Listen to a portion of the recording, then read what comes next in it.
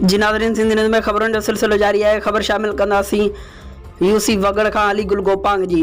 UC Rashid वगड़ PP जी ticket ते बीठल chairman लाइ उम्मीदवार इल्ताफ़ हुसैन शेख, जनरल काउंसिल जो उम्मीदवार वडेरो गुलाम सरवर सामटियो, सिराई शफ़क़त हुसैन सामटियो ऐं पीपी अॻुवान सरदार तारिक अनवर सियाल जा यूसी रशीद वगड़ में तूफ़ानी दौरा।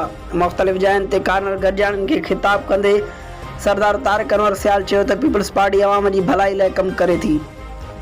जेॾा पीपी तरक़ियाती कम कराया आहिनि, माण्हुनि खे रोज़गार ॾिनो आहे, शायदि ॿिए कंहिं हुकूमत ॾिनो आहे। असांजा दर अवामी भलाई लाइ अवाम लाइ खुलियल आहिनि।